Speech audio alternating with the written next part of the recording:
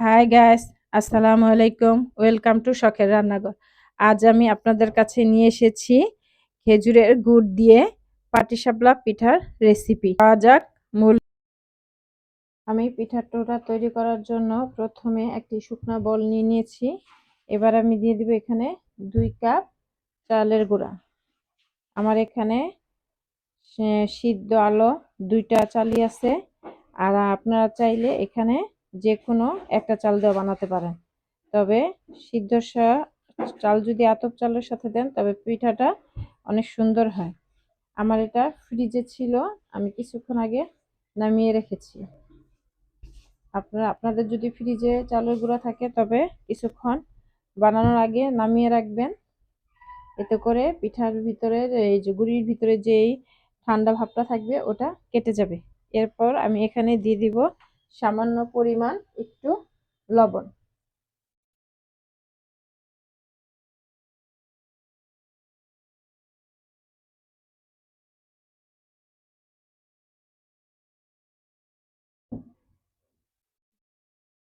আমি এই লবণের সাথে গুঁড়িটা ভালোভাবে মিশিয়ে নিলাম।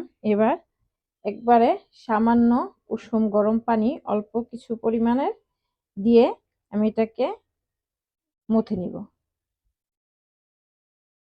আপনারা একসাথে দিতে যাবেন না, অল্প অল্প করে দিবেন।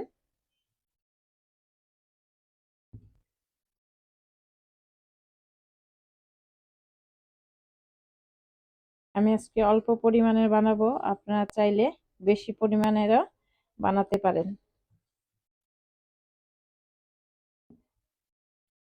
আপনারা পুরোটা ভিডিও দেখবেন মনোযোগ দিয়ে, তবে আপনারা একটা পারফেক্ট পাটিসাপলা পিঠা বানাতে পারবেন।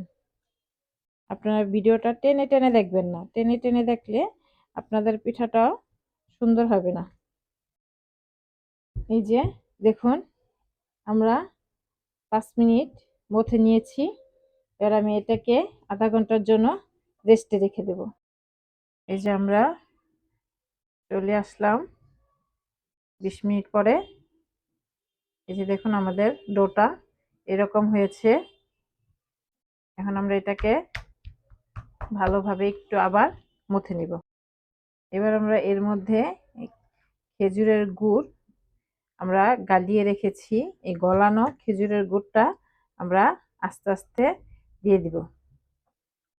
আপনারা খেজুরের গুড়টা গলিয়ে ভালোভাবে ছাঁকনি দিয়ে ছেঁকে নেবেন। অনেক সময় খেজুরের গুড়ের তলানিতে ময়লা থাকে, তাই আমরা অল্প অল্প করে খেজুরের গুড়টা দিব। এই যে ডোটা আমার হয়ে গেছে, দেখুন। এটা আপনাদেরকে বুঝিয়ে নিতে হবে। আমি বুঝে মানে আপনারা না দেখে বুঝতে পারবেন না, আমি বলে আপনাদেরকে বুঝাতে পারবো না। এই যে আপনারা দেখে বুঝে নেবেন ডোটা কিরকম হয়েছে। এবার আমি একটা চুলার মধ্যে একটা প্যান বসিয়ে দিয়ে দিয়েছি। এবার চলুন যা যাক চুলায়। এই যে দেখুন, মাশাআল্লাহ কি সুন্দর তুলে যাচ্ছে। আপনারা লক্ষ্য করে দেখুন।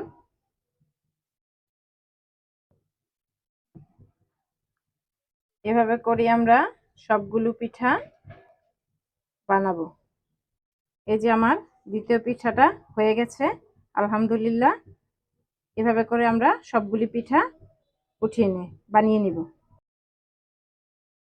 এই যে গাইস দেখুন, আমার 2 কাপ চালের গুঁড়ি দিয়ে এখানে 10টা মতো পিঠা হয়েছে।